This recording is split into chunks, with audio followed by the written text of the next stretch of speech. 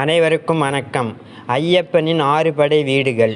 முருகப்பெருமானுக்கு திருப்பரங்குன்றம், திருச்செந்தூர், பழனி, சுவாமிமலை, திருத்தணி, பலர்முதிர்சோலை ஆகிய 6 படை வீடுகள் உள்ளன.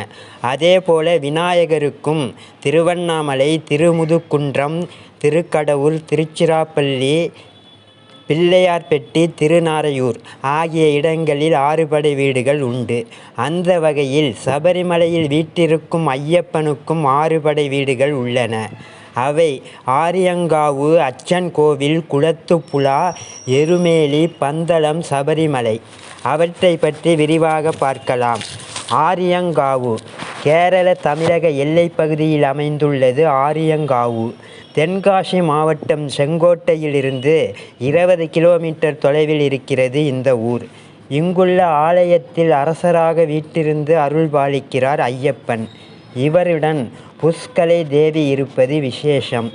இவரை சாஸ்தாவான ஐயப்பன் திருமணம் செய்யும் காட்சியை ஒவ்வொரு டிசம்பர் மாதமும் நடத்துவார்கள். மதம் கொண்ட யானையை அடக்கி அதன் மேல் அமர்ந்த கோலத்தில் இங்கு இறைவன் காட்சி தருகிறார்.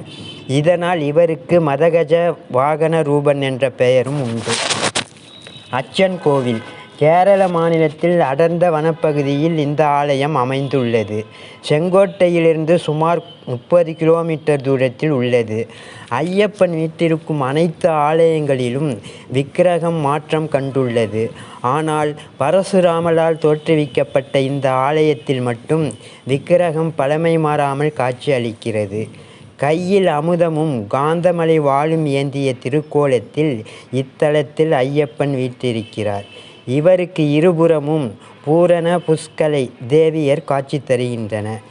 இவரை கல்யாண சாஸ்தா என்றும் அழைக்கிறார்கள். திருமண வரம் வேண்டுவோர் வழிபட வேண்டிய சிறப்பு மிக்க தலம் இதுவாகும். குளத்துப்புழா கேரளாவில் குளத்துப்புழா என்ற இடத்தில் ஐயப்பன் அருளாட்சி செய்கிறார். இங்கு அவர் குழந்தை வடிவில் காட்சி தருகிறார். இதனால் அவரை பாலசாஸ்திரா என்று அழைக்கின்றன. இந்த ஆலயத்தில் கருவறை சிறுவர்கள் நுழையும் அளவிலான உயரத்திலேயே அமைக்கப்பட்டிருக்கிறது. இங்கு விஜயதசமி அன்று வித்யாபரணம் என்னும் நிகழ்ச்சி விமர்சையாக நடக்கிறது. அன்று பள்ளியில் சேரவிருக்கும் குழந்தைகளுக்கு எழுத்து பயிற்சி தரப்படும். குழந்தை வரம் வேண்டுவோரும் வழிபட ஏற்ற தலம் இது. எருமேலி எருமை தலையை கொண்ட மகேஷியை ஐயப்பன் வதம் செய்த தலம் என்று கூறுகிறார்கள். இதனால் எருமைக்கொல்லி என அழைக்கப்பட்ட இந்த இடம் நாளடைவில் மருவி எருமேலி என்றானது. மகேஷியை வதம் செய்த மணிகண்டன் அவனது உடல் மீது நர்த்தனம் செய்ததன் நினைவாகவே பக்தர்கள் இன்றளவும் எருமேலியில் இருந்து நடனம் ஆடியபடியே சபரிமலைக்கு பயணம் மேற்கொள்கிறார்கள். இந்த நடனத்திற்கு பேட்டை துள்ளல் என்று பெயர். இந்த ஆலயத்தில் அருகில் வாபரின் பள்ளிவாசல் இருக்கிறது. இங்கு விபூதி பிரசாதமாக வழங்கப்படுகிறது. பந்தளம் என்பது ஐயப்பன் வாழ்ந்ததாக கருதப்படும் அரண்மனை இருக்கும் இடமாகும். இங்கு மன்னன் ராஜசேகரனால் கட்டப்பட்ட ஆலயம் இருக்கிறது.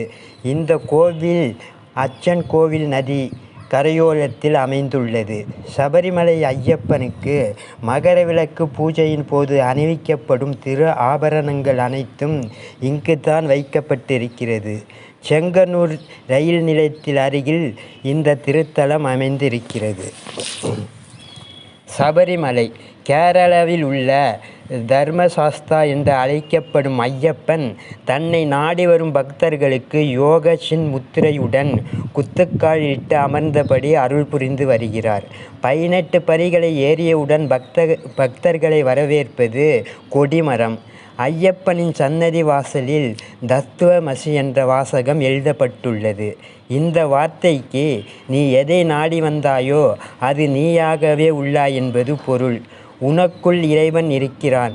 41 நாட்கள் இருக்கும் விரதத்தை நாளும் நீ மேற்கொண்டால் நீயும் கடவுளே என்பது தான் இதன் உண்மையான அர்த்தம். நன்றி, வணக்கம்.